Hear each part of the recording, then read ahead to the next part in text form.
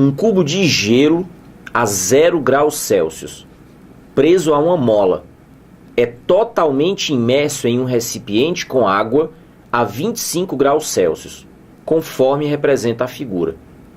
À medida que o gelo for se fundindo, podemos afirmar que o comprimento da mola permanecerá constante, o comprimento da mola irá aumentando, o comprimento da mola irá diminuindo, o nível livre da água no recipiente permanecerá inalterado, o nível livre da água no recipiente irá subindo. Ora, a primeira coisa que precisa se considerar nessa questão são as afirmações sobre as temperaturas do gelo e da água. Se o gelo está a 0 graus Celsius e a água a 25 graus Celsius, nós temos o contato térmico de dois corpos a temperaturas diferentes. Nesse caso, haverá um fluxo espontâneo de calor. Se é espontâneo, é sempre do corpo mais quente para o corpo mais frio. Nesse caso, da água para o gelo. A água perdendo calor será resfriada. O gelo recebendo calor e estando exatamente a 0 graus Celsius, significa dizer que ele está no ponto de fusão. A partir de quando o gelo começar a receber calor, ele começa a derreter. Por isso que se fala na fusão do gelo. O segundo aspecto a ser considerado. Está se falando de um bloco de gelo. A gente tem a tendência a imaginar que quando você tem uma mola sem a ação de nenhum bloco, ela tem um certo comprimento natural.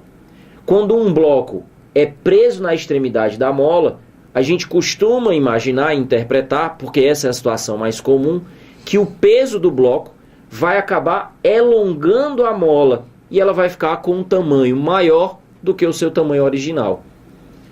Fala-se na questão de um bloco de gelo e mostra exatamente essa figura. Então, pelo costume, pela situação comum, pelo paradigma das questões, a praxe é a gente pensar que a mola vai estar elongada. E pensando dessa maneira, nós temos inclusive uma alternativa que acaba iludindo você na hora de resolver a questão. Porque então é muito comum que se interprete, ora, o peso do bloco, e aí você nem lembra que é gelo, nem lembra que está a 0 graus e nem lembra que ele está derretendo. O peso do bloco, atuando sobre a mola, faz com que essa mola fique esticada. Então, se o gelo vai derretendo, significa dizer que esse peso vai sumindo. Então, a mola vai voltando para o seu comprimento natural. E aí tem até uma alternativa C para enganar você na hora de resolver a questão. Aqui diz, o comprimento da mola irá diminuindo. Mas muito cuidado. Nós estamos falando de gelo dentro da água.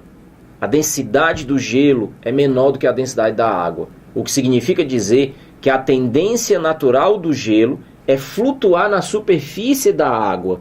E se a tendência do gelo é estar flutuando na superfície da água, na questão, tanto o enunciado quanto a figura mostram o gelo completamente afundado na água. Mas essa não é a posição natural do gelo. A tendência dele é ir para a superfície. O que significa dizer que aquele gelo, para ficar colocado dentro d'água, mas ele está o tempo inteiro sendo empurrado para cima pelo empuxo, que é grande nesse caso, porque a densidade do gelo é menor do que a da água, como eu disse. O que significa dizer que a gente olha para a questão e pensa que a mola está esticada, quando na realidade a mola está comprimida. E se é assim, sob a ação do empuxo que a água exerce, empurrando o gelo para cima, a mola estando comprimida, a força elástica que ela exerce, lembrando que a força elástica é uma força restauradora, que restaura o que, Idelfrânio? Que restaura o tamanho natural. Então a mola está tentando voltar para o seu tamanho natural, ou seja, o comprimento original da mola é maior do que o que aparece na figura. Então a gente não pode pensar que o comprimento da mola vai diminuindo quando o gelo derreter. É o contrário. O comprimento da mola vai aumentando. Porque ao contrário do que o desenho me faz pensar, que a mola está esticada, a mola está comprimida.